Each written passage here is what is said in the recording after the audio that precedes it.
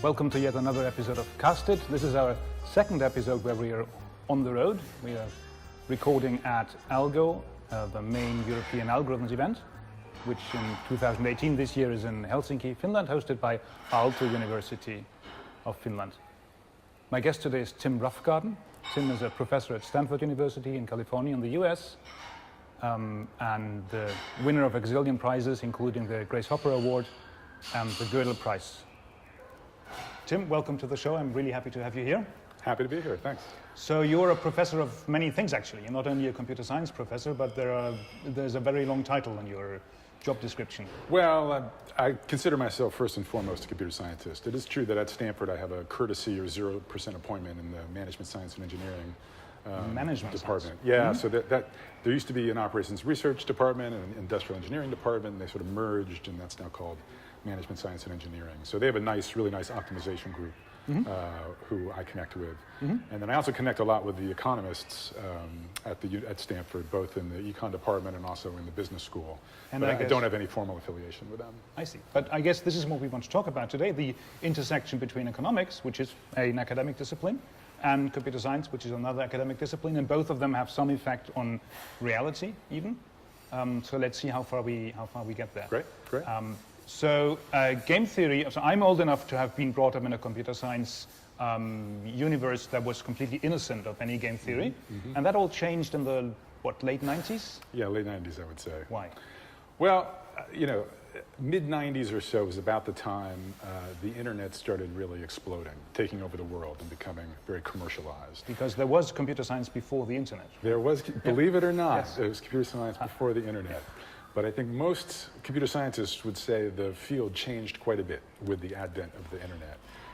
And so to many people, not just in theory, but across all branches of computer science, you saw a lot of research just changing a lot in the mid to late 90s for this reason. And theoretical computer science was no different. I think the community did a great job of responding to the new challenges that were coming up because of the advent of the internet. And specifically, what you alluded to, this connection to game theory and economics, one thing that was really novel was that the computer science applications that we really cared about, that were coming out at that time, fundamentally really called out for game-theoretic reasoning.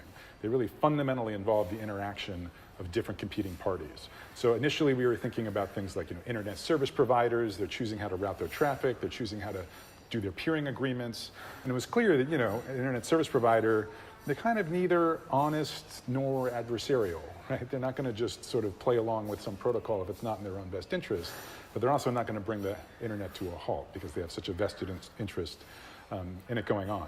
And that was the big contrast. I would say, there are exceptions, but for the most part, working computer science prior to that, either you just had like one entity, right?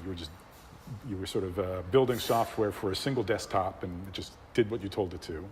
Or if you had multiple parties, like say in distributed systems, you'd model people as either cooperative/honest or adversarial, like in Byzantine fault tolerance or something like that. Some of the nodes you would just assume obediently follow the protocol. Other nodes you would assume adversarial, but there's no notion of a utility function and different parties acting according to some utility function. But so that's really, a lot of words already. Let's unpack that a bit. So before the internet, it's basically an engineering discipline or a math discipline where the thing you build is also the thing you analyze. And then what happens with the internet is that there are many different players with various incentives who not necessarily maybe they have shared goals, but they don't have the same, what was the word, utility function? So the same result of being active in this environment? Sure. So for example, you could imagine, each internet service provider, they want the internet to survive, but they also want to grab as much traffic from themselves. They want to grab customers from the other internet service providers.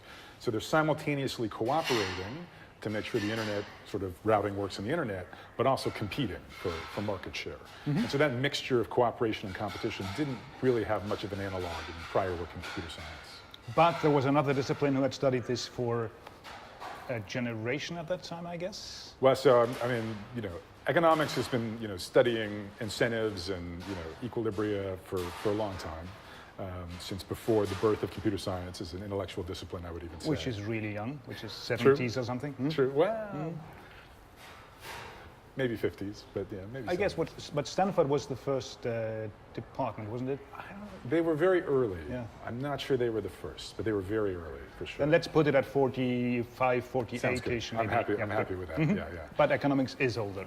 Absolutely, and game theory specifically, right? So John von Neumann, for example, was doing a lot of his foundational work in game theory in the 1920s. Who incidentally also was one of the first people who built a computer. Exactly, Yes. exactly. So he's, in some sense, computer science and game theory have this shared heritage, in part coming from. Oh, that's beautiful, but we were ignorant of that, right? So this, if you want to reduce this to one guy, Yeah. And you ignore Turing, then it's von Neumann, Yeah. and he invents two disciplines. And He certainly played a crucial role in two disciplines. Yes. Yeah, yeah, Yes. exactly. As you say, on All the of computer science these- side, Turing and others, and Yes, and you know, and even on the economics side, there were people like Borel thinking about equilibria in poker games and so on beforehand. But you know, I think for most people, von Neumann's minimax theorem was really sort of a watershed event in the development of game theory. That field really exploded a little bit later in 1944 when von Neumann wrote his book with Oscar Morgenstern, Theory of Games and Economic Behavior. And at that point, really, you know, everybody knew that this was an important new field that required attention. But computer science and game theory continued innocent of each other until the 90s. That's right. That's right. So there's sort of this shared heritage and von Neumann being important in both, but really as the 20th century unfolded, they developed basically completely in parallel with very little communication. Again, some exceptions. You know, there were some definitely, you know, forward-thinking visionaries. You know, Herb Simon would be an early one. You know, Christos Papadimitriou would be an example more recently in the 1980s. He was starting to look at connections between the two fields. But for the most part, it's just been the last 20 years they started talking to each other. And I guess even before we continue that, we need to spell out what game theory is, because we are, in this show, epistemologically extremely vociferous, and there is another conversation I have with somebody in game studies, and that's something completely different. That's a field of studies that studies computer games as narrative objects or as phenomena in literature. And when you say game theory, you mean something completely different? Yes, so game theory, Yes. It's really thinking about what happens when you get different parties in a common strategic situation. For example, I mean, a very early example would just be like a card game, a so-called zero-sum game, where either I win or you win. So in game theory, you have to identify, first of all, who are the participants. So in a card game, it might just be you and me. You have to identify what are the strategies available to each of the participants. So these could be, you know, for example, you know, different ways you could bet in Texas Hold'em or something like that. And then you need a notion of payoffs, which says, given a choice of action by every participant, what is the payoff earned by every player? Which in a card game could just be, you know, the amount of money that you win. So that's sort of its origins from games of chance. But, you know, increasingly as the 20th century went on, people realized, you know, it might be interesting to think about, you know, real settings from this perspective too. Like one famous and very important example is known as the prisoner's dilemma. Please spell that out. Sure. So this is a game. There's two players, okay, two criminals or alleged criminals that have been charged with a crime. Each one has a set of two strategies. They can either confess to the crime or not. They can deny that they did the crime. And the payoff structure is such that if both of the criminals deny that they did the crime, they're instead locked up on a sort of light charge. So they each sort of say a 1-year prison sentence if they both say, no, we didn't do it. If they, on the other hand, if one of them rats out his colleague, okay, so one of the person denies the crime, but the other person says, no, no, no, we did it, you got us. Then the confessor as a witness is set free and serves no jail time. But the other person, the person who denied the crime, gets convicted for a long jail sentence, say 5 years. If they both confess, then let's say they both serve 3 years of prison time. Now, what do you think? So now game theory asks, what's going to happen in the prisoner's dilemma? And it depends how you set it up. But I mean, for the simplest analysis, you could reason as follows. You could say, look, on the one hand, the prisoners collectively would be best off if they both denied the crime, because they'd each serve 1 year of time. That's 2 years total, and that's less than they could get by any other combination of behaviors. So it's in some sense collectively optimal for both prisoners to deny the crime. However, it is not individually optimal for either one. If I'm one of the prisoners, I'm thinking, well, what are my options, right? I could either deny or confess, right? Okay, what are the two things my colleague could be doing? Okay, if he denies, right, then if I confess, I get the, right? Really bad. Really bad. And if I deny, I do better. What if he, confesses? Well, then, I can, same thing. Okay, so either way, it's in your best interest to actually rat out your colleague. So it's notion of a dominant strategy in a game, a strategy that's always in your best interest, that always maximizes your payoff, independent of what the other person does. In both cases of what the other person does. In both cases of what the other person could do, right? So that's that's what dominant strategy means. So I don't even have to worry about whether you're confessing or not. Independent of whether you confess or don't confess, I'm always going to be better off. Yeah. Which is counterintuitive, because if both prisoners were just zombies controlled by a third person that was able to determine what both of these zombie prisoners did, they would both be even better off. That's right. That's right. And then the mystery is, why can't they just get their act together and collectively perform exactly the strategy that would make the entire community, in this case both prisoners, better off? Right. So definitely the story usually goes with the prisoners being separated in two different rooms.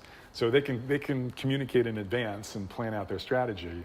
But the idea is, once the prisoners are in their separate room and the jailers say, your colleague already told us what they're doing.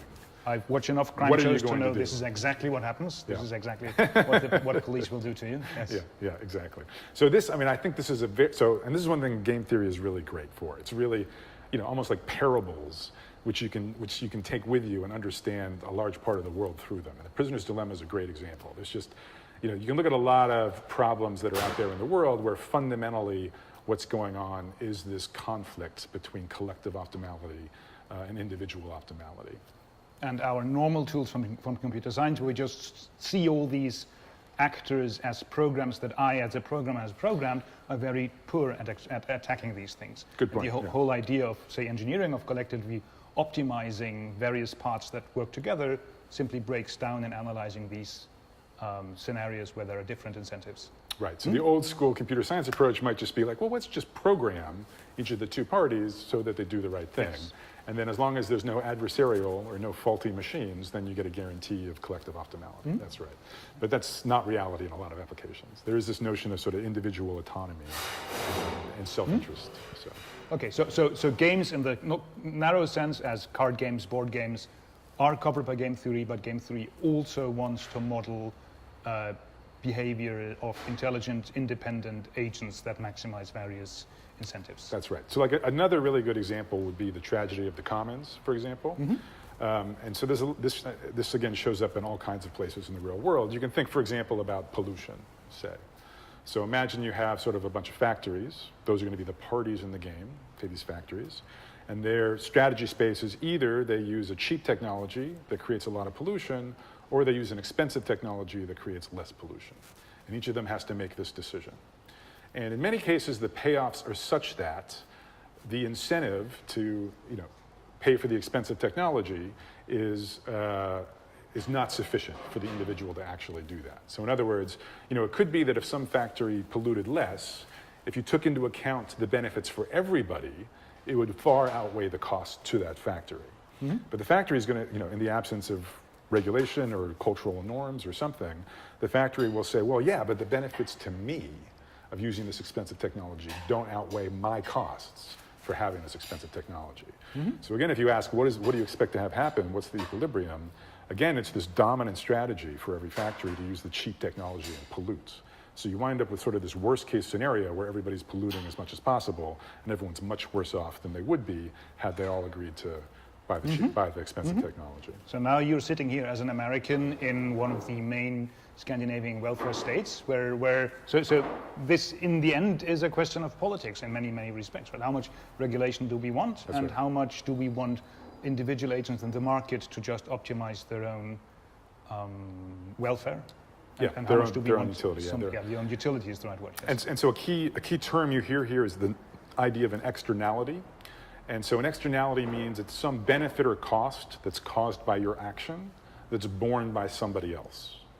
So in tragedy of the commons, there's what's called a negative externality, in that, when I make my decision to build the cheap technology, there's a cost to society that is largely borne by everybody else.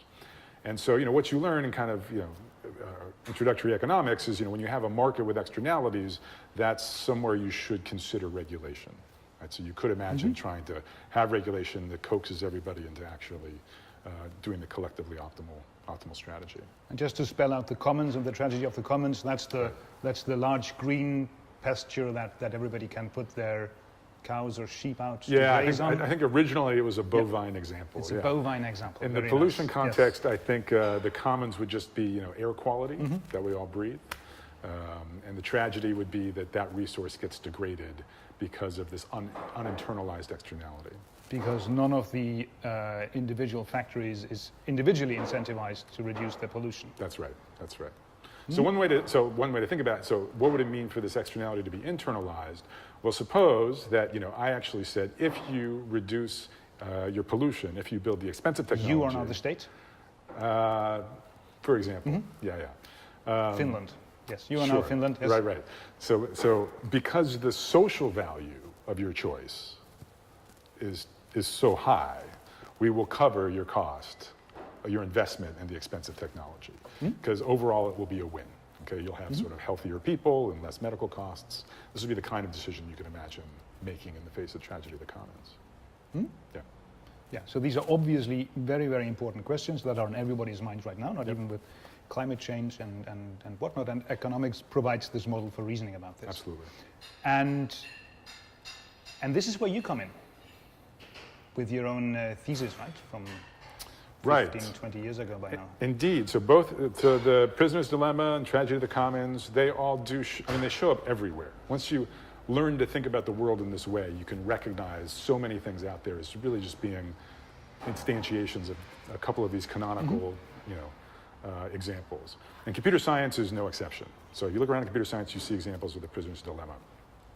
So when I was a graduate student, first started thinking about this, I was looking at network routing. That's what I was interested at the time in networks, and then with the internet coming out, it was clear it was time to think about game-theoretic behavior in networks. And networks are good old-fashioned, not social networks, but networks actually wires connecting computers. Good point, yes. So there's different interpretations. The really old school interpretation of a network would be a road network. And this is the one that's still probably the easiest for most of us to understand. So literally, you just have roads meeting at intersections. The actors are just drivers. Each one has their own car. Obviously, as a driver, at least in most cases, you can pick whatever route you want. And there, again, can be a conflict between how good a route is for you and how good a route is for somebody else. Let me explain why that is. Okay, so why is it that if a single driver choosing which route to drive on, how does it affect other people? Well, if you think about it, on a given road, if there's sort of some number of cars using it, every extra car, after a certain point, slows everybody down. By congestion. By congestion, exactly. So you might prefer, for your own sake, because you'll get there faster, to take some route, but there might be 100 other people that are getting there slightly slower now that you've made that decision. So that, again, is an example of an uninternalized externality. So this is known as a congestion externality. You cause congestion, which makes it worse for other people, but you don't factor that into your own individual decision. You're just trying to get from point A to point B as quickly as you can. It's still faster than taking the bus, I guess, which everybody could take. And Right. Yep. Right, so exactly. So if you have a car and you're going to get there faster and you're okay with the gas cost versus the bus fare, you would just do it. It's hard to see why you wouldn't do it. You wouldn't not do it just because you make these other people's lives a little bit worse, typically, if you look at how drivers make decisions. Exactly. So, this uninternalized externality, again, gives you the prisoner's dilemma sort of all over again. So there's a very actually nice example discussed by the economist A.C. Pigou all the way back in 1920. He only discussed it qualitatively, but still, he makes all of the right points about congestion externalities. So he says, imagine, and it's again talking about these road networks. So he says, imagine you just have, point A and point B. Okay, so you have a bunch of people, leaving for work at roughly the same time, and then there's the place where the factory is. And imagine there's only 2 different routes to get from point A to point B. Okay, so it's like the simplest routing decision you can imagine. Do you take the first road or you take the second road? Now, Pigou's example gets interesting when you assume that the 2 roads have very different characteristics, where one of them, on the one hand, is pretty long, Okay, so it takes a long time to get from point A to point B, but it's very wide. So it really doesn't suffer from congestion effects. So for example, maybe it always takes an hour. It takes an hour if nobody's on it. It takes an hour if everybody's on it. Doesn't matter. That's one of the roads. The other road is going to be shorter, but narrower. So it will suffer from congestion, which means the more people use it, the slower it will be to take that road. Okay? Okay, I can see that. So you could imagine, so for example, maybe if nobody takes this short road, it takes 30 minutes. If half the population takes it, it takes 45 minutes. And if 100% of the population takes it, it takes an hour. Everybody an hour. That'd be an example. An hour, which would also be the same time as taking the first road. Good point. The wide road. Good point. So Let's call them wide road and narrow road, because otherwise I'm good. getting confused. Sounds good. Yeah. Right. So the wide road is the one that always takes an hour. And this, let's assume that the narrow road gets congested. It's faster unless everybody uses it, at which point its travel time is always an hour. Okay.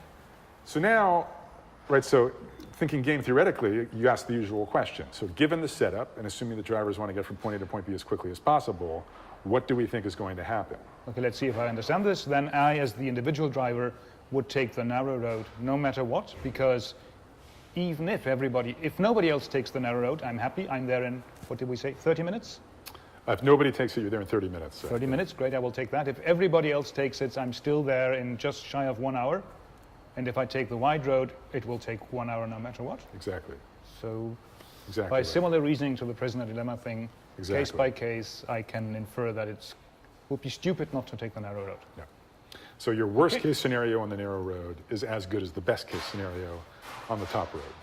That's another way of saying it. Right. Everybody taking the narrow road.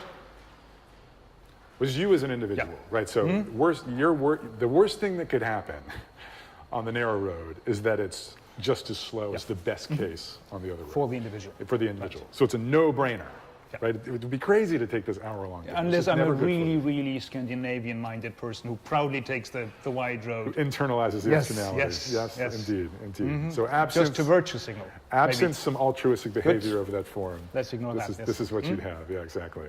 Now, and your response might be, okay, well, so what? I mean, this one road is better than the other road. What's the big deal if everybody takes it?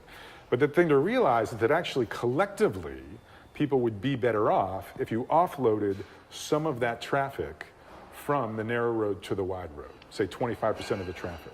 People here as in the collective The drivers. people. Yeah, the average driver, put it that way. The average driver would be better off if you rebalanced a little bit. If you took some of the traffic off of the narrow road and put it on the wide road. So let's see if I can do that. If half the drivers take the narrow road, then each of them takes 45 minutes. Yeah. Is that the game? Yep. And the other half still take the wide road. They take 1 hour, so we are, oh my God, somewhere in the low 50s. So the average travel time is 52 and a half Yes, at that 52 point. and a half. Yeah, exactly. And I think the intuition is also should be clear, right? Which is that, look, in the old equilibrium, it took everyone an hour. Okay, so you put some people on this other road where they also take an hour, right? So they're no worse off. But now the people still on the narrow road enjoy this relatively uncongested ride, so they get there faster. So you've made some of the people better off and nobody worse off. That's called a Pareto improving solution, and that's always sort of a good thing, basically. Except it feels wrong. Why does it feel? Because of the unfairness. Of the unfairness. Right. Yes. So you could, so that's an excellent point. So you could imagine different ways of mitigating the unfairness. You could imagine, that some people are allowed to take one road on even days and the other one on odd days. Or flip a coin, or a government flip a official coin. tells me in the morning, today is a wide road day for you. Exactly. But I completely agree that is a potential impediment to actual implementation. Okay, but the fairness thing can be removed from the scenario, I guess, by something like coin flipping or buying the privilege of. Yes, you can also have an economic solution. That's right. And the other thing I'll say is, even if you discard all of these solutions as unrealistic, there's other examples, including a famous example known as Brace's paradox, where actually, if you had regulation, everybody would be better off by exactly the same amount. So there's a network where if people just do what they want, it would take everybody an hour. But if you could actually dictate traffic's routes to them, everybody would take 45 minutes. So you'd still be perfectly fair, and just everybody would be better. So that's in a slightly more complicated network with not just point A and point B, but also C and D. So, yeah. So even there's even cases where fairness is clearly not the problem. The problem is clearly just the inefficiency of this individual optimization and the uninternalized externality. Okay, but I guess this I can then still say, why didn't we build the network in a way to avoid this? I guess, so this seems to me now a question of network design, right? So I, when I build society, I now should build society so that I can have, let me build this up differently. You're pointing to the fact that regulation then would help the global welfare? Potentially, yeah. Potentially, but that seems to be an artifact of the design of the network. Well, I would say, I mean, whenever you have congestion, it's pretty hard to, I mean, it's not easy to design an actual network where congestion doesn't lead to uninternalized externalities. You know, there are cases where it works out fine. You know, like if you just had 2 copies of the wide road, there'd be no problem. If you just had 2 copies of the narrow road, there would also be no problem. People would naturally split 50-50. So you're right that there are cases where it's not a big deal. But if you look at actual real-world networks, it's definitely there. And in fact, there's been a couple empirical studies trying to measure, you know, exactly how much time is lost due to so-called selfish routing. So there's been studies in Boston and in Singapore, and people have found that there is a significant change. So in other words, they measured, you know, the car traffic. Oh, empirically, with real drivers. No, with real drivers, right? So Boston did this, Singapore did this. They really said how many cars are going on any road at any given time.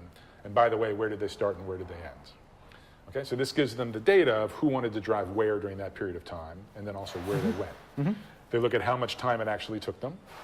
And then their counterfactual that they do is they say, well, now that we actually know who wanted to go where, what if we instead solved the big optimization problem and routed them in the most efficient way possible to minimize the average travel time? How much faster on average would people have gotten to where they were going? And you regularly see gains of like 10 to 20%, something on that order. So I do think it's a real effect that you have these congestion externalities, and collectively people are worse off because of them. In particular, because you don't always have the luxury of building the network such as to avoid these things, right? Because, for instance, the internet is built by many, many competing companies. Some of them build really, really fast connections. Yes, that's and a then good point. Exactly these things do appear. That's a good point. So, so many networks are not built by some central authority. They sort of arise via an organic process. And even if people were optimizing locally, like if they optimized how things looked like in their town, there's no reason to think things would be optimal once you look at the global picture. And I had another point to make. All right, forgot. Cut that. So let me get back to the 52.5 minutes. Yes. So I guess I can tweak the parameters a bit and get any other number there, right? It could be if I had a super teleporting narrow road where I can just zip along that road if there are no other cars. Good question. I have an infinitely fast car. Okay, that's it. Yeah. I have an infinitely fast car. So if I know there are no other cars, it will take me 0 minutes or close enough to get to work. So can I do this in my head? You're asking a very computer sciencey question, which is great, which is how bad could things be? That seems to be the obvious question to ask here. Yeah. Well, to a computer scientist, perhaps, yeah. It somehow was not, despite the fact that this routing model dates back at least to 1952 in Wardrop, this really question was not asked until computer scientists started looking at the problem. As you told me, he only analyzes this qualitatively, right? He observes that it's not the optimum solution? Good. So Pigou didn't even write down a formal mathematical model. He just sort of told the parable, basically, about these 2 parallel roads and the congestion externality, which is completely accurate. I mean, it's completely on point. But so he wasn't interested in doing a sort of a very mathematical version of it. Now, Wardrop, this is now in 1952, he actually wrote down a model, right? He really said, you know, sort of these are the decision variables, you know, these are the actions, these are the cost functions, et cetera. Okay. And he, in particular, he defined the notion of an equilibrium in the context of these routing networks, which is often called a Wardrop equilibrium for that reason. But so still, even though he was doing it very mathematically, he never asked this question about, you know, how big could the gap be? How bad could it be? I mean, everybody recognized there would be efficiency loss at equilibrium with people doing whatever they want, but nobody asked how bad could that be until basically the turn of the century, turn of the 21st century. I think probably people mostly thought, well, probably it could be pretty bad, which is what you were just suggesting.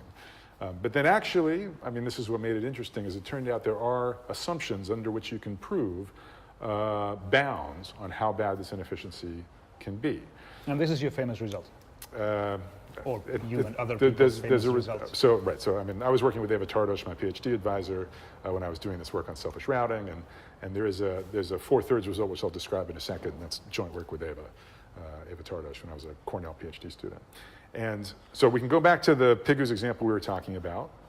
We had the wide road and the narrow road, and you asked, okay, what if you tweak the parameters? Can you make it worse somehow? And actually compared, one way you could make it worse, I said it takes 30 minutes if it's empty, and an hour if it's full, and you interpolate linearly in between. So let me make the example less realistic, but still sort of more extreme, by saying, okay, let's actually assume the narrow road, it takes, like you were saying, 0 time when it's empty, and an hour when it's full. And again, you interpolate linearly in between. So now, again, this doesn't change what you expect people to do at equilibrium. It's still a dominant strategy to take the narrow road. You still expect everybody to have a 1-hour commute time. And now we discussed this alternative solution where you just split them 50-50. And now instead of 52.5, if you think about it, it's 45. Right? You have half the people taking the wide road, that takes an hour. Half the people take the narrow road, which I'm now saying is only 30 minutes of travel time, because we interpolated linearly between 0 and 1. So half at 60 minutes, half at 30 minutes, that's a 45-minute average travel time. So the increase in travel time from self-interested behavior is 33% relative to what you could achieve in the best case. Right? Instead of 45 minutes, you're getting 60 minutes, which is a 33% increase. Yes.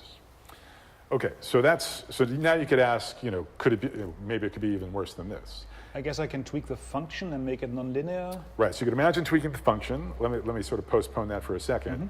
I mean, I think what's particularly, striking about this example is it's point A, point B, and 2 parallel roads. This is just that's all there is. Yeah, and like real networks are way more complicated. Yeah. So why wouldn't you expect this sort of gap to just get arbitrarily bad once you look at large networks? Right. And so the good news, this was joint work with Eva Tardos, is we showed that as long as all of your delay functions have this linear form, right? So like we had our wide road that was a constant function, always an hour. We had our narrow road, which we were saying was a linear function. Initially we said it was 1/2 plus x over 2. Now we're saying it's the identity function, doesn't matter, some linear function. So it turns out no matter what network you look like, it can be as big and crazy as you want. You can traffic with lots of different origins and destinations, it doesn't matter. No matter what, as long as each of these delay functions is a linear functional form, 33% is the highest efficiency loss you will ever see from self-interested behavior. In other words, for every single network with these types of linear costs, at equilibrium, selfish drivers' average travel time will be at worst 33% more than what you could achieve in the hypothetical world where you could just dictate what everybody was going to do. Yeah, so the increase in efficiency by a perfect totalitarian welfare, benevolent totalitarian welfare state is 33%, over letting everybody do whatever they want. Right, so I guess if you go backward, it would be 25%. So if you start from the equilibrium solution and say, how much could you drop it? You could drop it 25% to where it was. Why should that be a constant, right? Why should a problem that is only qualitative, that includes no numbers, why should that be characterized by the number 33%? Yeah, it's a good question. I mean, so there is intuition I like to give about why, maybe not so much the 33% per se, but just why there should be some constant factor independent of the network size. I'll explain as much as I can given that we don't have a board and stuff. But the main idea is actually super cool. And this was really identified, if not in Wardrop a few years later, but in a famous book by Bettman, McGuire, and Winston, who were studying Wardrop's model from a transportation perspective. So the point is, back in the 1950s, transportation scientists realized that in this model of network routing, there was something remarkable known as a potential function. So let me say what I mean by that through analogy. So many of us when we're in high school, we study physics, and we study electrical networks, like networks of resistors. And you learn about Ohm's law and Kirchhoff's law, stuff like this. And you learn about kind of electrical current, but in 2-terminal networks. Now, what do these laws tell you? One of them tells you that there's sort of node conservation. So the amount of energy going, not including the terminals, the energy that goes in is the energy that goes out. And you also learn that sort of the voltage drop is equalized across all paths. So in that sense, you learn that electrical current is really an equilibrium, can be thought of as an equilibrium in these two-terminal networks of resistors, because the voltage drop is equalized along all paths. But then there's also, so that's one thing. Even though the electrons obviously don't communicate, they seem to optimize something. They just figure out how to balance the voltage drop across all paths. Just like in a road network, traffic manages to sort of balance travel times across all the competing routes. So in this sense, electrical current can be thought of as an equilibrium. On the other hand, there's also something known as Thomson's principle, which says that electrical current can also be thought of as solving a natural optimization problem. Namely, suppose you had to route a certain amount of current from point A to point B, and you wanted to minimize the dissipated energy. Then, in fact, again, the solution would be the equilibrium that you find in electrical current. So it's simultaneously an equilibrium, equalizing voltage drop, and solving an optimization problem in minimizing dissipated energy. So it's an equilibrium in the sense that no single electron would be incentivized, if that concept existed, for electrons to change its mind, and it solves the global optimization problem that even godlike powers would not be able to route all these electrons differently. Exactly right. Exactly right. Well put. And it turns out that these networks of resistors are actually a special case of this routing model discussed by Pigou, Wardrop, and Beckman, McGuire, and Winston. It's sort of the special case where basically there's a pure linear relationship between the delay along a road and the amount of traffic on it. So if the amount of delay is always sort of 20 minutes times the fraction of the people using it, that would be an example of a pure linear function. That corresponds to how the voltage drop is linear in the resistance, I believe. So you can actually think of these road networks as generalizing networks of resistors. And so given what we knew about about resistors, which is that actually equilibria are actually solving an optimization problem we really care about, you might hope that over in the routing networks, okay, we've been thinking about them so far as equilibria, but maybe they're also minimizing some generalized notion of energy. That's what I mean by the potential function. There's some version of energy. So maybe equilibria and routing networks are not just equilibria, but also are optimizing an interesting optimization problem. And they are, it turns out. Oh, now, okay. They are, in fact, yeah. So you can generalize Thomson's principle and have a sort of more general version of a potential function, and you can prove that routing of traffic through the network is an equilibrium if and only if it's a global minimizer of this potential function. And the function is known. The function is known. It would be great if the function was the average travel time, because then you would actually find out that then you would actually say the equilibrium is optimal, just like it was in the networks of resistors. It's not quite right. Okay, so the potential function is not quite the average travel time, but this is where it'd be nice to just write down the formula. If you just looked at the formula for the average travel time and the formula for this generalized energy function, it would be almost the same. The only thing that would be different is that the generalized potential function would have an extra 1/2 in it. Oh, there's a number now. That's where it's after. Okay. And so it's basically just the difference between kind of the function f of x equal x, and if you integrate that function. Okay, so that's kind of, or really x squared, and if you integrate the function x. And so that introduces a factor 1/2 difference between these two functions. From that realization, it's very easy to determine that you're going to have at most a 100% blow up, that the outcome at equilibrium will be at worst double the travel time of an optimal solution. Even that is not clear naively. Exactly, even that is not clear naively, because again, these networks can be crazy big. So to get to 33%, you have to do a more specialized argument, but at that point, you're just kind of optimizing the constant. So that's my best intuition for why there is some universal constant that governs the efficiency loss. Yeah. And this entire thing you've boiled down to this very, very, catchy phrase that the Prize of Anarchy is. So this should be credited to Christos Papadimitriou and Ilias Koutsoupias. So they introduced the coin Prize of Anarchy, yeah. The Prize of Anarchy is 33%, or is it 133? I guess you would say, I mean, technically you would say is 4/3. So you look at the ratio. 4/3. Okay, you look at the ratio of what you get with pure anarchy and what you get with a benevolent dictator, and that is never worse than 4/3. Exactly. And I should say, so economists particularly hate this phrase, Price of Anarchy, because they don't see where the price is and they don't see where the anarchy is. So here's the thing, like to an economist, an equilibrium is not anarchy, it's called reality. It's called like the real world. So the fact that computer scientists chose to call it this completely goes back to what we were saying at the beginning, that before computer scientists started thinking about game theory, everything was either like honest or adversarial. And so, the old world, was basically, okay, you program a computer, it does what you tell you. Or maybe you program a network of computers and they run a protocol honestly and they do what you said. So compared to the old world of sort of centralized computation, an equilibrium felt like anarchy. To us, To very, us. very disciplined, Exactly. Single-threaded computer scientists. Exactly. But an economist would say, no, it's just people playing equilibrium. What So else, they what else would, are they supposed they would to call do? it the externality of. What would the economists speak for the Prize of Anarchy be? The phrases that economists have suggested to me are not as catchy, perhaps more accurate but less catchy, like efficiency loss ratio. Efficiency loss ratio Yeah. of equilibria. Yeah.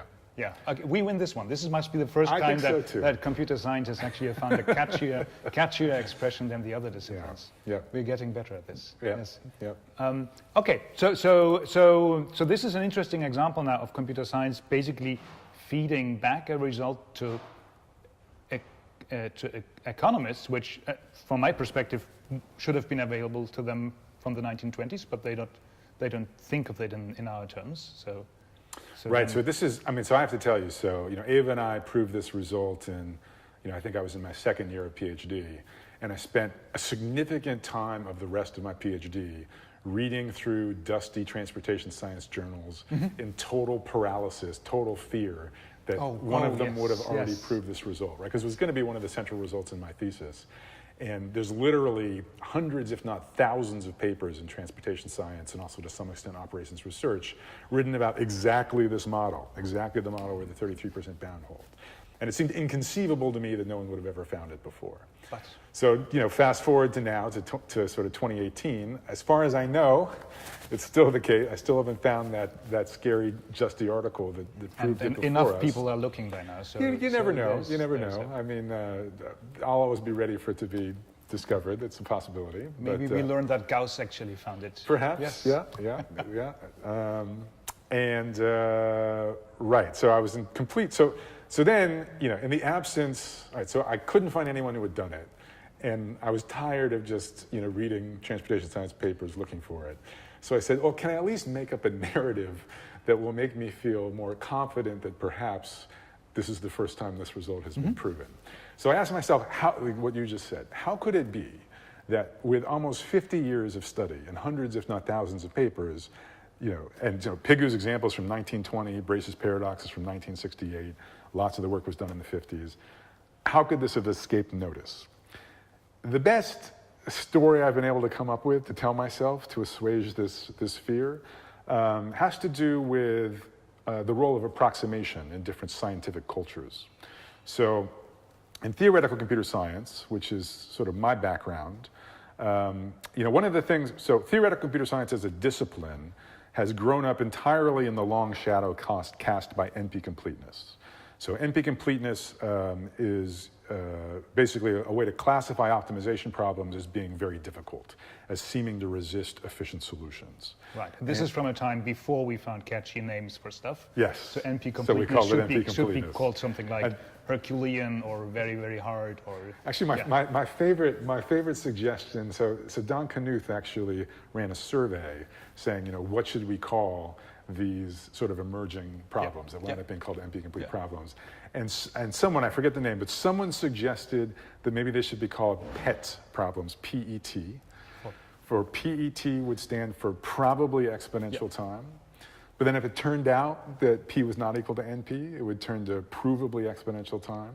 And if P equals NP, right, so you repurpose the acronym no matter how the conjecture You can retrofit goes. the acronym. Exactly, Yes. to either provably exponential time, or if P equaled NP, it could be previously exponential time. Oh, very nice. So let's leave aside the possibility that there's quasi-polynomial time Let's just algorithms. stick with but, established, though boring terminology. So there is a class of problems which is really hard, and we call them the NPR problems. Exactly. Ranging from traveling salesman problem to constraint satisfaction and so on. And so NP completeness was invented around 1971. By the mid-70s, we knew already over 100 NP-complete problems.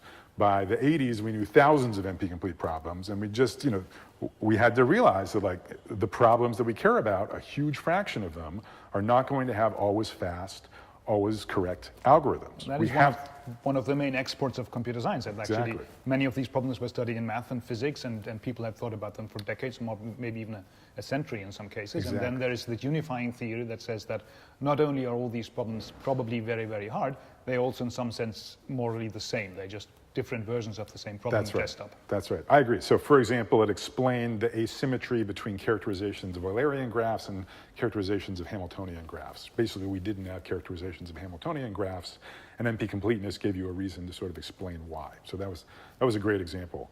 And anyway, so for those of us who do algorithms, right, who really care about trying to solve problems, okay, all these problems are NP complete. That doesn't mean they go away. Right, still, in real applications, the relevant problem really is an NP-complete problem. Now, NP-completeness doesn't mean, it's not a death sentence. It doesn't mean you literally can never solve this problem in practice, but it does mean you have to consider compromises. You have to give up on something. And so computer scientists have come up with many different types of compromises, but one of them is the idea of a heuristic algorithm. So something which is always going to be fast, terminate in, say, seconds or something, but it won't always be quite optimal. Hopefully it'll be close, but it's not guaranteed to be optimal. So we've been coming up with heuristic algorithms, since before I was born. It's been a big part of computer science. And of course, to do theory, we wanted to have theorems that compare the performance of different heuristic algorithms. And so that, and we do that in multiple ways, but that naturally led us to all of these formalisms for approximation to allow us to assess how good or bad a particular heuristic was. And so ever since that time, really ever since the 70s for sure, there's been, I'd call it a culture of approximation guarantees in theoretical computer science, where whenever there's some obstruction to full optimality, we like to sort of measure the suboptimality in whatever it is we are able to implement. And it's suboptimality in the worst case. I guess that is our contribution, right? We're not running the experiment, but we are proving that instead of selling a car with saying this will go 130 miles an hour, in the best case, we're saying that no matter how the road looks, here's a guarantee of how it will behave. It may not be optimal, but we can guarantee its behavior in the worst case, rather than an empirical analysis of how it will behave in the average case. I guess I would say it a little differently. I think there's actually two different concepts. So first of all, even just this idea of approximation for one specific instance. So forget about worst case. Just fix some instance and how well some equilibrium is, how good some equilibrium is, how well some algorithm performs, whatever. Even there's the question of, how do I feel about this number, right? That the average travel time is 60 minutes. Is that high? Is that low? How do I assess that? So idea number one is this idea of using a benchmark, okay, to do this sort of counterfactual, this thought experiment. What if actually we had a benevolent dictator who could pick the optimal outcome, and now we assess the outcome that happened according to how far, or what multiple it is, of this sort of, this hypothetical benchmark. So that already, I think, takes you outside of what almost all traditional economic theory or transportation science has looked at. Then there's a sort of second question, which again, as you say, we also have to grapple with in algorithms a lot, which is that, okay, well, in some cases, in some instances, you're going to be happy with a number. In some instances, you're going to be less happy with a number. And then there's a question of sort of how do you compare? So for example, in algorithms, suppose you have algorithm A and algorithm B. Algorithm A does better on some set of instances. Algorithm B does better on some other set of instances. How can you, in a precise way, call one of them better than the other? They're in some sense incomparable. So as, just as someone who, if you want to make these comparisons, you then have to make a further modeling compromise by taking an algorithm, say, and summarizing its performance in some simple way, like with one number. And there's multiple modeling choices you can make there. Worst case analysis is one particular choice. But I would say the reason you see worst case analysis in these Prize of Anarchy analyses is more for technical convenience. I think it would be interesting to do an average case analysis also of the ratio. But I really think the conceptual jump from 20th century research on the topic was actually this, measuring yourself against this, on this yardstick against this benchmark. That's really And the benchmark is given by an infinitely powerful, benevolent dictator who has access to all information, infinite computational power. That's right. And that this makes sense and we can do it and we can prove stuff about it is indeed a big conceptual breakthrough. And so just to close the loop, back when I was the paranoid grad student, so this was sort of what I could come up with. So okay, definitely there's a tradition of approximation theoretical computer science, and now as I've gotten older, I've learned it's almost unique to computer science and some very related fields like operations research. Most other fields just do not have a tradition of approximation guarantees. And indeed, actually, there was a very prescient conversation I had with a guy named Eric Maskin, who's an economist who's since won the Nobel Prize in 2007. So when I met him in 2001 at the Institute for Advanced Studies, and so I told him about this 4/3 bound, and he's a super nice guy. So he listened to my proof and all this stuff. And when I was finished at the whiteboard, he kind of paused for a minute and he said, "It's a very nice question. I never would have thought to ask it." No. Which just kind of blew me away because he's a brilliant economist. But now as I've gotten older, I've realized that there is different fields just have different traditions for how they make certain arguments. Yeah.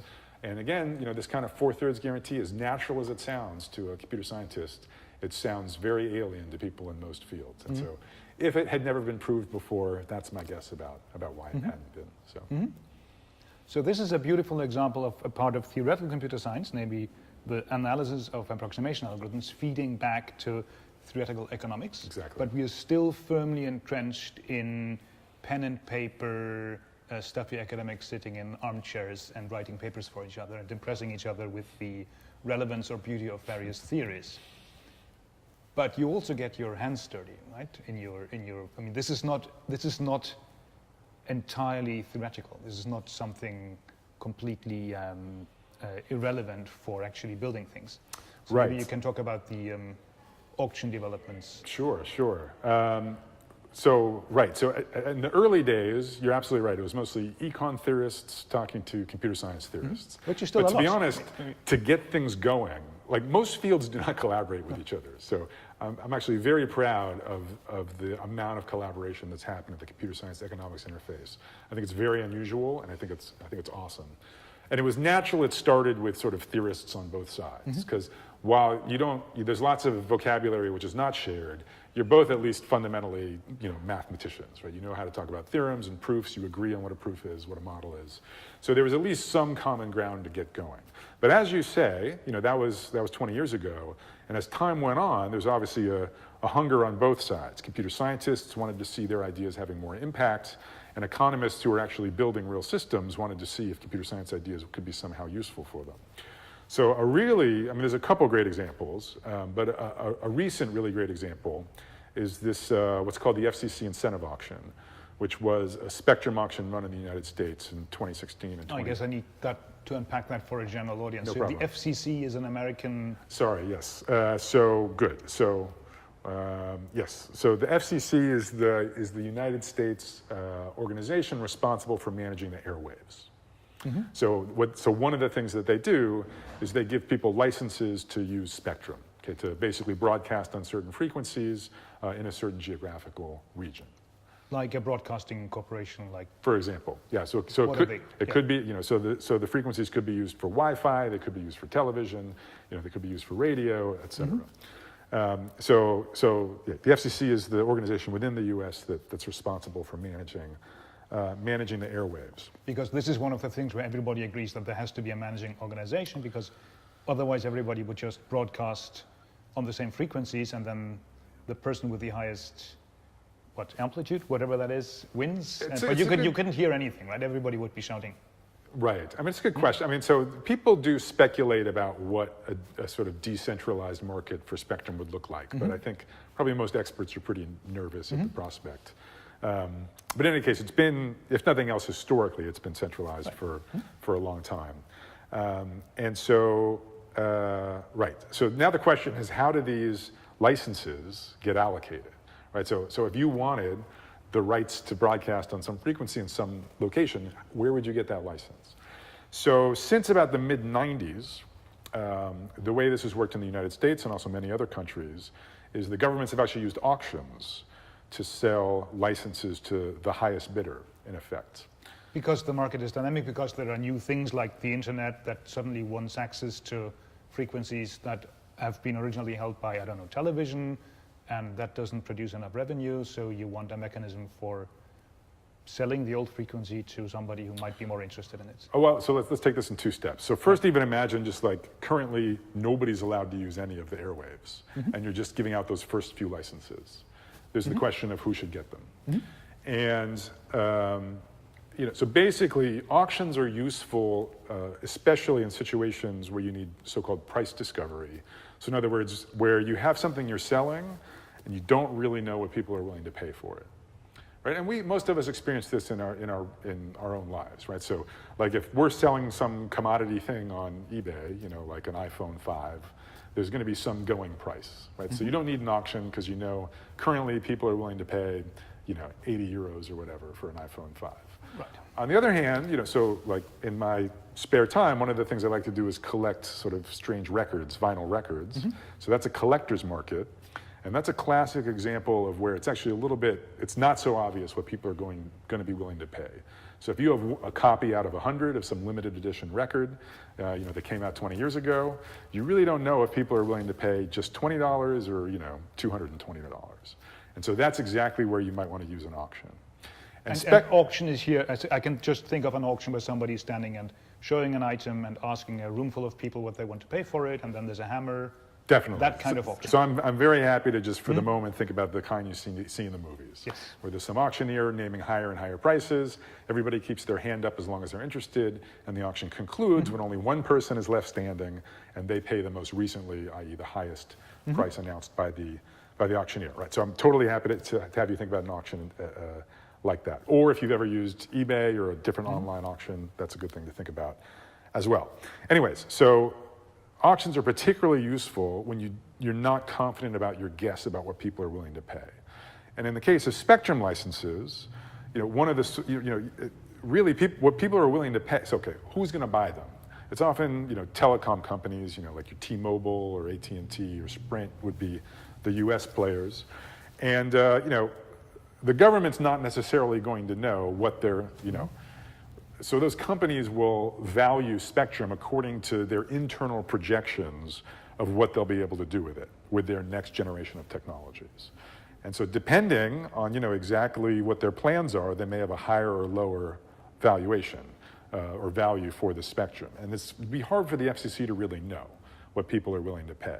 Because the company is not willing or wouldn't be interested in telling the FCC what their own internal valuation actually is. It's like in the record example that I would be stupid to tell you that I will actually pay $2,000 for your pristine copy of whatever it is. What have you, yeah. Yes. Yeah, wolf eyes or something, yeah, exactly. Because then you would ask me for $2,000 and then I would have to pay it. That's but right. If I could just sort of get it for a lower price, that would be great. Exactly right. So you could imagine the FCC just saying, hey, T-Mobile, how much profit do you think you could make if we sold you this license, right? But you can imagine probably the participants would have an incentive to lowball, the FCC if they did that, right? So to underreport the value that they could get. Except if the CEO of T-Mobile happened to be this Scandinavian motorist who's also by themselves taking the wide road. Taking the high road. Of course, then he would not be the CEO for T-Mobile for very long. Probably not. Probably not.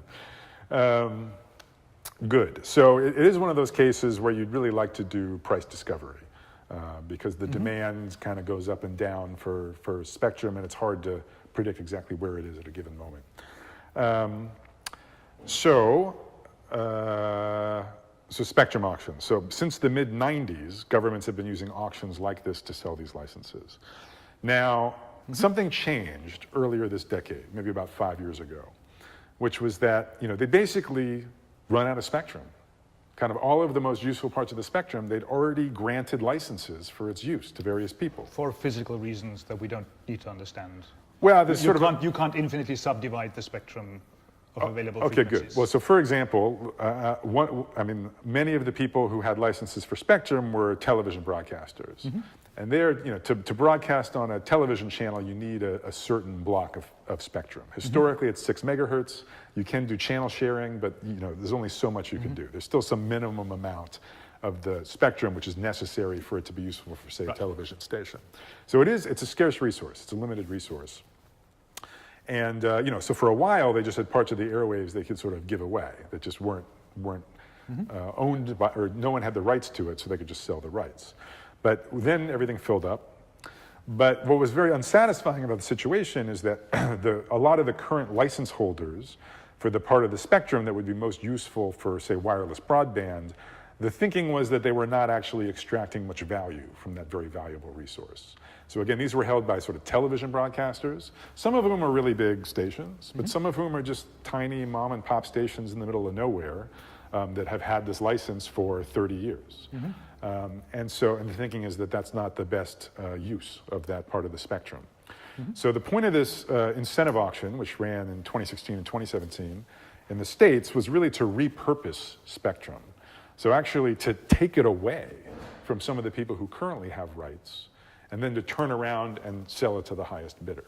And take away means buy. Buy, Or give yes. money. So to compensate people appropriately to get their licenses. And again, it's hard to imagine how you'd know what people would be willing to accept for their license. So that's why it's so nice to have an auction, because you have a price discovery process. The mom and pop station might know that their spectrum is going to be used by something extremely valuable. For example. And hence they would correctly demand a very, very high price for it. Right. I understand. You could be worried about holdouts, exactly.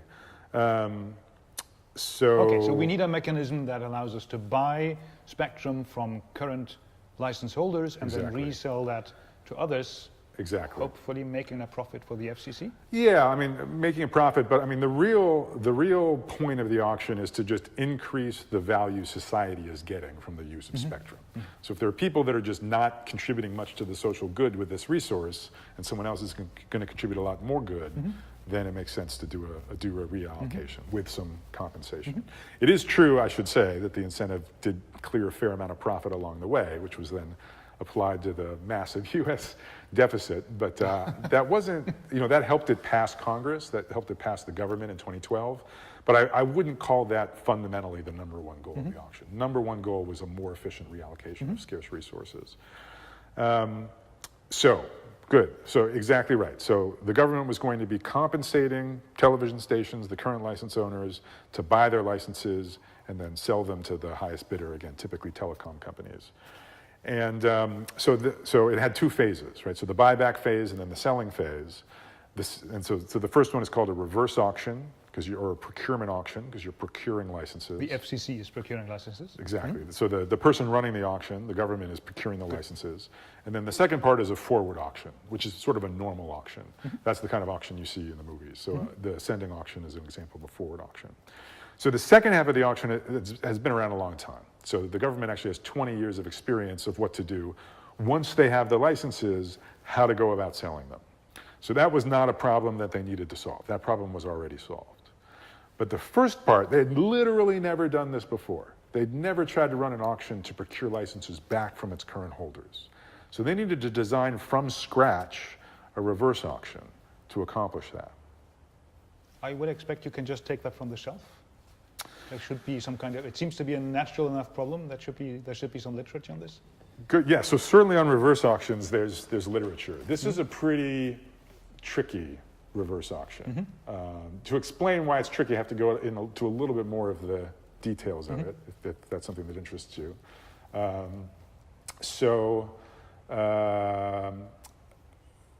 Good. So basically the reverse auction involved, to name check something we were talking about 10 minutes ago, fundamentally involved the solution of NP-complete problems. So a very famous NP-complete problem known as the graph coloring problem. So originally graph coloring people thought about because they wanted to sort of color maps and atlases so that countries with shared borders don't have the same color. But it turns out those kinds of coloring problems show up exactly in this FCC incentive auction. So why is that true? Okay, and so what's sort of so uniquely challenging about this particular reserve auction as opposed to previous ones studied in the literature? So the goal of the auction, did you want to say something? I think I see where this is going, but just continue. Okay. So the point of the auction is to reclaim a certain amount of spectrum, right? That's what it needs to do to be able to resell it in the forward part of the auction.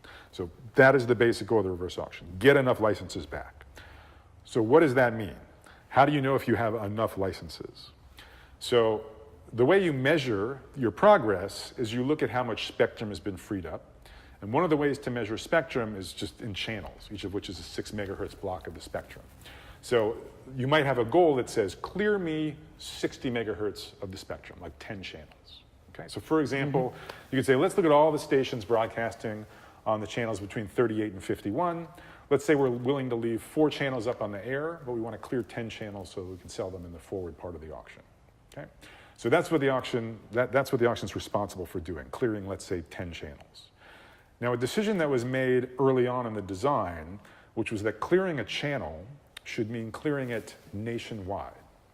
So to clear, say, television channel 51, that means after the auction, there should literally be not even a single television station anywhere in the country still broadcasting on channel 51. I see, and I can get that by either everybody who holds a 51 selling their 51 to me, or just some of them doing that and then redistributing the other ones in a clever way. Exactly. So that the 51s happen to be free. Yep. Some of them sold their 51s to me, others I just redistributed. They can't see the difference. But this redistribution problem is in itself NP-hard. A difficult problem, exactly. That is the graph calling problem. Yep, so just to repeat what you said, you might cross your fingers and say, oh, I really hope every single person on channel 51 is willing to sell me their license for a really small amount of money. Then I'll just buy them all and channel 51 will be free. But now you really have a problem with holdouts. Right? If you know you're the last station on channel 51, the small mom and pop station that nobody watches. You're going to say, 51. no, you know what? I really want $100 million for my license because I know you need channel 51. So to skirt this holdout problem, it was crucial that the U.S. government used its power to unilaterally reassign people's channel assignments. So in fact, so some stations simply had their licenses bought and they were off the air completely. But even stations who kept their license, many of them had their channel reassigned. So they might have been broadcasting on channel 51 before the auction, and they were forced to broadcast on channel 41 after the auction. Okay, so that's a key point, that the government was willing to reassign channels. So now let's go back. What is the goal of the auction? Clear 10 channels nationwide, let's say out of 14. So now, but what does that really mean? That really means you should buy back enough licenses so that the stations that stay on the air, the stations you didn't buy their licenses, it should be possible to assign them channels so that they all fit into a target number of channels, like 4 channels. And that's where you start seeing these so-called coloring problems. So just like if you're coloring a map, you want to use few colors, at least back in the day, the cost of producing a map depended on the number of colors of ink. So you wanted to say, just with, say, a target number of colors, like 4 colors, assign 1 to each of the countries so that there were no conflicts between neighboring countries. None of them had the same color. Same thing here. For the remaining stations, you want to color them in one of 4 colors, i.e. assign them one of the 4 channels you're willing to use, again, so that none of them conflict, meaning whenever stations have overlapping broadcasting regions, they should get different colors, different channels. So that's why graph coloring is really a crucial part of this reverse auction, and that's why it's utterly unlike any of the reverse auctions that I'm aware of that have been studied in the past. Because the auctioning by rounds process requires the government to repeatedly solve an NP-hard problem. Right, so graph coloring is actually, right, so another obstacle is you have to solve this graph coloring problem not just once, but over and over and over again. Basically, in every round of the auction, and there were roughly 2 to 3 rounds per day, and for every remaining participant, and there were thousands of participants, so we're talking about thousands of these every day, you had to solve a graph coloring problem, basically to check whether or not you could lower somebody's buyout price, because you needed to know whether or not you could tolerate them refusing your price and dropping out of the auction. Yeah. And that's obviously NP-hard, so we go home and cry, or no? Good question. Yeah. So if you're familiar with NP-completeness, so on the one hand, when a problem is NP-complete, as we were saying, it's not like it's a death sentence, right? It doesn't mean it's fundamentally unsolvable in practice, but it definitely means you need to up your game and possibly make some compromises. You're not going to just write 10 lines of Python code and have an algorithm that always works in a fast amount of time. It's just not going to happen. So here we're going to use here computer scientists brought in a different type of approximation. A different type of compromise. Not approximation, but rather techniques for solving exactly NP-complete problems. Now, that's not an easy thing to do, but one of the most successful application domains for fast solution of NP-complete problems is so-called SAT solvers, or satisfiability. which is a family of constraint satisfaction problems. That has really important applications in formal verification and elsewhere. And as a result, for decades, hundreds or probably thousands of computer scientists, really smart computer scientists, have been working to build better and better SAT solvers, which are capable of solving more and more of instances of this NP-complete problem quickly. So the FCC made a great decision, and they decided to hire a computer scientist, specifically Kevin Leighton Brown from the University of British Columbia, and his team led the effort to, in a practical sense, solve all of these graph coloring problems really quickly. By really quickly, I mean they were solving medium-sized instances, usually in under a second, and almost always in under a minute. So medium is thousands of vertices? Yeah, medium, think of it as maybe 1,000 or 2,000 stations, and then the number of constraints you need to worry about, the number of conflicts might be in the tens of thousands. So it's not the biggest instance ever, but solving it in 1 second, is not a trivial thing. Needs a lot of firepower. Exactly. And you can't just, the problem was not Python, right? It doesn't get better by solving it in C, right? You need a lot of intellectual. That's right. Yeah. The bottleneck is not the programming language. Yeah. The bottleneck is the size of the search space, which is enormous. And which you don't solve by just throwing more computational power after it, but solving really, really top-notch algorithmic breakthrough. That's right. That's right. So good. So Leighton Brown's team, they stood on the shoulders of SAT solvers, which already, again, is the combined work of hundreds of people. Amazing stuff. So those are already brilliant. And then, they did pretty well, just off-the-shelf SAT solvers were pretty good at solving these repacking problems. But they really wanted to do better. They wanted to get, almost 100% of them within the time budget. So they added 2 families of their own innovations to the state-of-the-art SAT solving, one of which was to sort of encode more of the domain knowledge. So in the FCC incentive auction, you actually have a lot of information about what your graph coloring problems are going to look like in advance. Because you know all of the stations that are going to be in the auction, you know that in advance. You know their broadcasting regions, so you know who conflicts with whom. And so that means that you're going to wind up solving graph coloring instances, all of which are sort of induced subgraphs of some master graph. And so that gives you an opportunity to tune your SAT solvers specifically for those kinds of instances. They also came up with a number of very clever caching tricks. So an obvious thing to do is if you encounter the same graph coloring problem twice, cache the answer the first time and look it up. But they also, they wanted to not just have that, but also if you'd solved a very similar instance at some point in the past, you still want to reuse some of the work that you did for this new instance. And they had some clever solutions for that as well. And you put all those together, and they really were solving these medium-sized instances of graph coloring, or SAT, almost always in under a second, really almost always in under a minute. And without this subroutine, which draws crucially on techniques from computer science, the US government literally could not have run this auction. They literally would have had to choose a different auction format were it not from these techniques borrowed from computer science. So in particular, they would not have been able to find as good prices as they were, right? Because I guess the speed with which you solve this reassignment problem gives you, from the perspective of the FCC, a better baseline for what your next lower or higher? Lower bid should be. Yeah, that's right. And so, but even more fundamentally, it's not clear you could run an auction that looked anything like this without these techniques. So, so you're right, that sort of the better the SAT solver, the sort of more frugal the auction will be, the less it will pay out for a given amount of spectrum to be cleared. That's also true. But, if so say the SAT solver almost never solved them, right? Then you literally have to just start from scratch. Really, you'd have to go back to square one and say, let's rethink about how this works. So it's completely crucial for the viability of the format. That's a brilliant example. So auction plus NP-hard problem solving. Okay, so they ran this, bought back all the that's right. Frequencies. That's right. And then there's a new round where they basically do what they've done for a long time, as you say, 20 years. Yeah. So then they switched to the forward auctions. Yeah. So there's one detail I've been glossing over, which is there's actually an outer loop.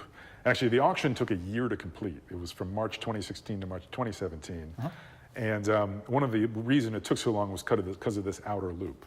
What's the point of the outer loop? Well, in my example, I said, suppose you wanted to clear 10 channels. And a natural question you might have is well, why 10? Where'd you get that number? That's just like a magic number. How did you know 10? And so, in fact, there's this outer loop which searches for the right number of channels to try to clear. And so in the first round, they tried to clear, I think, 21 channels, 126 megahertz. And what happened is they would have had to pay out something like $80 billion to clear 21 channels, and then also they wouldn't have made that, and then they wouldn't have made that much money in the forward auction. They would have made, I forget, 25 billion or something in the forward auction. So they would have run a huge deficit if they had insisted on selling 21 channels. They pretend ran the auction or simulated it, or what did they do? No, you actually, so there was a mock auction before. There was a mock auction. Just to get people familiar with it, but that wasn't the part that chose the target. So the part that chose the target, that was all real auction. So as a participant, you were in there in the reverse auction, you were in there for the whole year, potentially. You knew that you participated in an auction that may be nullified and ran again with other parameters? So what's nice is it's not really nullified. It's more like it just keeps going further, right? So the way the reverse auction works is, you start by offering very high buyout prices, which everybody would be happy to take, and then you lower over time, okay? And so basically, so suppose you try to clear 21 channels, that means you got to get almost everybody. So you start having these holdout-like issues, and you might have to pay a lot. And so then in the second iteration, you're like, well, okay, I guess I don't want to clear 21 channels. How about 18? That was the second iteration. And now you just go back and start decreasing those prices further from where they were before. And it turned out they needed 4 iterations. So first they tried to clear 21, then 18, then 16. They wound up clearing 14 channels or 84 megahertz of spectrum in the 4th iteration. And the payout to the stations was around $10 billion, and they brought in about $20 billion in the forward part of the auction. 10 billion, that's a small country's GDP. Yeah, it sounds about right. Yeah. So it was a lot of, it's high stakes, this auction design. So. And uses a lot of these ideas so the computer science perspective was clear now because you talked a little about the NP hardness problems, and the economics contribution here is just basically the idea of how you sell more than one commodity at a time? So a couple of things. So, I mean, the idea, right, so economists have definitely thought about these simultaneous ascending and descending auctions for multiple items for quite some time. I'd say one real innovation in this reverse auction, well, I mean, I'd say the overall format, while natural, it was a definitely brilliant choice to use one of these so-called descending clock auctions, where you start with very high prices, and everybody, at which everybody would be willing to sell their license, and you let these go down over time, and people drop out. I mean, because one of the things that was super important, so there's a big asymmetry in the bidder sophistication between the reverse auction and the forward auction. Yes, I can imagine that. In the reverse auction, you're talking about television broadcasters, sometimes really small ones, who don't even have the resources to hire a consultant to tell them what to do. On the forward auction, you're talking about like T-Mobile or something, right? So where there is a lot of sophistication. So for the reverse auction, it was totally crucial that that auction was super, super simple for the stations to be able to participate, so that they could just do the obvious thing and rest assured that they were doing the right thing. The transparency of the mechanism by which you treat people is super important for them to interact with it. Exactly. And so this descending clock auction really, on the one hand, it was about as simple as you could possibly imagine, but subject to that, it had just a ton of ingenuity in how the eventual outcome was actually computed. So getting that behind the sweet spot. stages. Exactly. So from a single participant's perspective, you have no idea that all these graph coding problems are being solved. Right? You have no idea. All you're seeing is a sequence of yes/no questions. Would you be willing to sell your license to the government for $1 million? Yes or no? Maybe if you say no, then they're like, fine, go away. We never want to see you again. You're going to stay on the air and we're not going to pay you. Or if you say, yes, I would be willing to sell, they're probably going to come back tomorrow and say, well, what about 950? If you say yes, they'll come back tomorrow and say, what about 900? At some point, it might get low enough. You're like, you know what? This license is worth more to me than that. So I'm out of here. I'm dropping out. And that's all you have to do as a participant. There's this sort of sequence of prices you're going to see. When it gets too low, you say no, that's it. So that, I mean, I'd say that was just, that was a very smart choice, I think, to go with that overall auction format. Also, I think this way of thinking about the channel reassignment as a way of avoiding the holdout problem, in some sense increasing the substitutability of the goods being procured, that was also a big idea. Yeah. Fantastic. I think that got us through almost everything. Okay. Any closing remarks? Let me see. I feel like I should have a good story to tell you. What's intellectual more satisfying? Talking to the theoretical economist or getting these things done? I mean, we nerds just like to see amazing stuff work, but we also get some intellectual pleasure out of admiring nice theorems. Yeah. I mean, I think one thing that's important, so different researchers are different, and I actually think that's a huge feature of how scientific communities are organized. Mm-hmm. So in a mathematical field like ours, there's some people where they really just get lost in a math problem and work hard on it for a long period of time and come up with some brilliant proof. Mm-hmm. And where would we be without researchers willing to, mm-hmm. Do that, to focus so intently on a single problem? On the other hand, another important part of the ecosystem are people who build connections. And it could be connections just purely between different areas of theory, for example, or it could be connections between, say, theory and practice, more like what were we just discussing. I find all aspects of this pretty fun. Math problems, hard math problems are fun by themselves, but drawing, there is definitely a satisfaction to see the computer science mindset starting to infiltrate slowly but surely economic theory. Mm-hmm. So I think that's really, so we talked a lot about NP completeness today, and I think that was a great early example of how theoretical computer science thinking started pervading many, many fields for lots of reasons. And I think we're starting to see, this is sort of another example of that, where in some sense, the techniques we've come up with are actually changing how a different field views some of their questions, and changes even what they recognize as legitimate solutions in sort of a broadening way. So I think it's a very exciting time, actually, to be on the computer science economics interface. We now have a very strong shared language. Computer science students have been learning lots of economics and vice versa. And I think we're going to be, there's been some killer applications already. We talked about the incentive auction. We didn't talk about, online advertising auctions, which drive the business models of companies like Google and Facebook. But I'm pretty confident there's going to be more coming around the corner. So, excellent. Tim, thanks a lot for coming. Thanks so much for having me. And thank you all for listening. Bye.